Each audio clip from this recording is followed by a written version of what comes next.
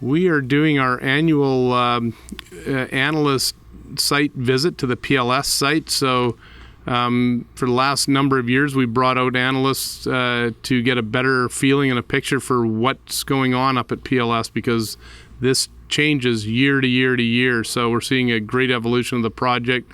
And so it's our showcase, our chance to showcase to everybody what we're up to. So what's happening, our summer program just got off the ground this past weekend, so we've only been at it now for about 3 or 4 days.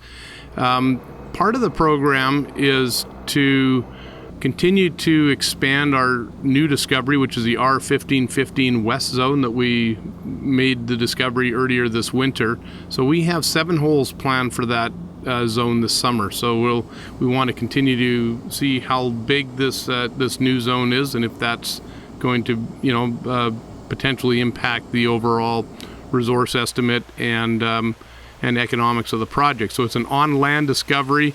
It's around 500 meters west of our other western discovery, which is the 840 West Zone. So it's a new discovery in a new area.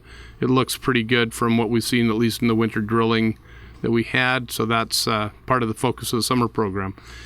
Now, the other focus that we're doing this summer is work on the pre-feasibility study. So we're taking the main 780 zone and the 00 zone. These are where we have the resource estimate and the PEA, the preliminary economic assessment study that we did in 2015. And we're advancing the engineering studies there. So we're doing a lot more geotechnical drilling, a lot of work in the field, in order to better understand the parameters that go into figuring out the economics and how you actually mine this. Because we envision an open pit scenario here, we're doing work on the geotechnical front to around the pit margin area to see how that rock is, what the characteristics, see exactly how you develop that open pit. The other thing that we're doing is some metallurgical testing, and that's right in the heart of the main 780 zone, where we're taking larger bulk sample material in order to better understand its properties from a processing perspective, and how fine you have to grind the material, how easy the uranium comes out. These are sort of the studies that happen in the metallurgical studies. So those various components go into what we call the pre-feasibility study. Ultimately, we'll have all of our data for the pre-feasibility put together in 2018 and be able to provide a report on the economics at that level by the end of 2018. What really sets this project apart from everything else is that it's near surface. There's other large high-grade uranium deposits in the Athabasca region. Historically, in the 70s and 80s, a lot of those deposits were unconformity deposits, which were inside the Athabasca Basin, right at the margin of the sandstone cover and the basement rock underneath. Whereas this deposit is off the basin, so it's outside of the Athabasca Basin itself. It's not an unconformity deposit. It is a basement-hosted deposit, which is actually a better scenario. It's easier to mine because the rock's more competent.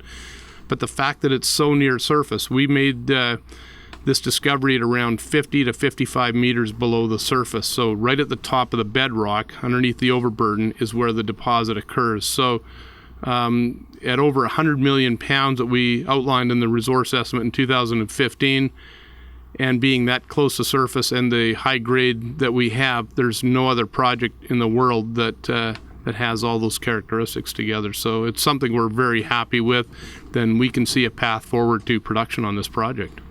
We believe this is the best contrarian play out there, that is uranium, because right now prices are $20, the actual $20 a pound, and the real cost in mining is about $50. So no matter how much you're not going to make any money building something for 50 and selling for 20. So the prices are low because there's been pressure of supply. Now, unfortunately, utilities have a bad habit of not contracting when prices are low. They like to contract when the prices are high, the exact opposite of what investors want to do. Investors want to buy low, sell high. They like to do the opposite. But uranium is only 3% of running a reactor, so it's not a big factor for them. But unfortunately, right now, people just see the spot price. What they don't see is there's more nuclear builds going on now. It's a 25-year high. So where demand for uranium will continue to rise because we all need electricity. We all are plugging in more and more things. And by 2030, demand for electricity goes up, therefore nuclear goes up. United States, 20% of their energy comes from nuclear. So as they keep demanding more energy, the demand keeps going up. So you've never seen a higher demand for energy than before, nuclear energy. And however, there are no new mines coming on. The last bull market we had 3 big mining projects coming online.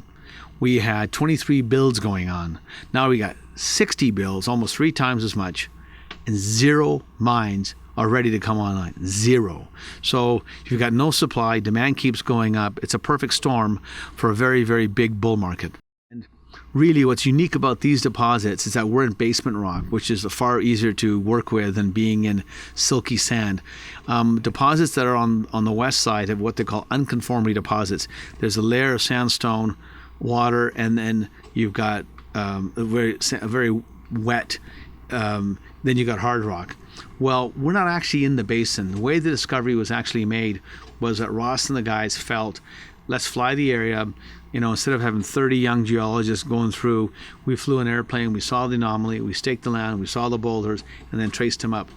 But this was not part of the Athabasca Basin, actually. So we have no sandstone. So it's a very unique area that Arrow and we have. So we don't have to worry about this wet problem that caused Cigar Lake to be 10 years behind production. So very unique area with high grade, great jurisdiction, and we're in basement rock, which is great for mining. Our advantage over other projects in Canada in this area, our high grade starts at 50 meters from surface, which means it's open pittable.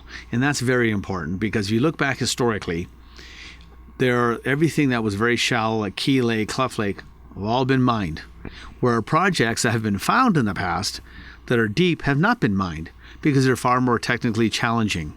And you got sandstone for some of them to work with. So it's been it's challenging when you're in that kind of atmosphere. We're not. Where we are is just basement rock, which is fantastic if you ask an engineer. For investors, always do the math. Eric Sprott, I listen to a lot. Eric always says, do the math. Your demand's going up. You've got no new mines coming online, and it takes 8 to 10 years to put something in production. The other thing I would add is it should. Right now, Russia controls about 60% of the world's production. Think about that. They also have 50% of the world's processing. So if, people are always saying, well, how dangerous is Russia? Well, if they were to cut off uranium to the world, there would be problems. So I think there's also a political twist to it that people don't sometimes see. We seem to fall asleep sometimes thinking everything's going to always be okay, but that's not true. We've seen in this world. Only consistent in this world is things are always changing. So I think there's other factors, political, why everybody should own at least 1 or 2 uranium stocks in their portfolio.